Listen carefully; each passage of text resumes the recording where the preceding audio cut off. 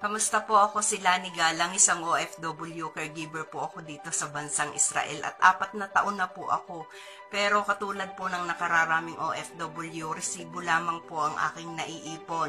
Sa pagtatrabaho ko po dito, meron po akong libreng oras, 2 hanggang 3 oras everyday na dati pag-scroll ko lamang po ito sa Facebook nang hindi ako kumikita.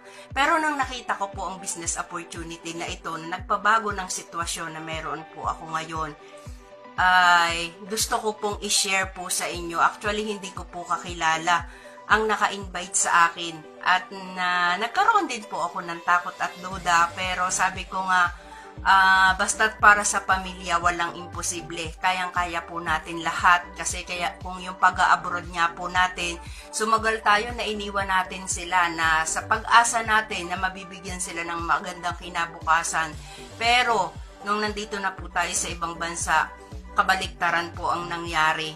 Sa ngayon po kumikita na po ako sa business na to, pati po ang aking mga anak, hindi lamang po ako.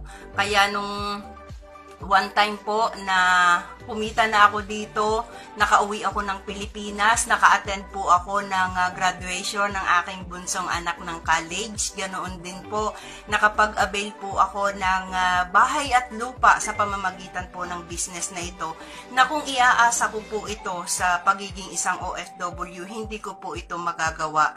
Kaya sa inyo pong lahat na nakakapanood po ng video ko na ito, kung interesado po kayo na gawin din ang business na to, willing na willing po ako na tumulong sa inyo.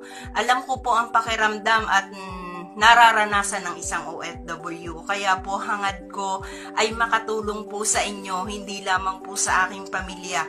Sa ngayon po, marami na din po akong OFW na natulungan, na nagtiwala po sila sa akin kahit hindi po nila ako kakilala, at sa ngayon po ay mga kumikita na rin.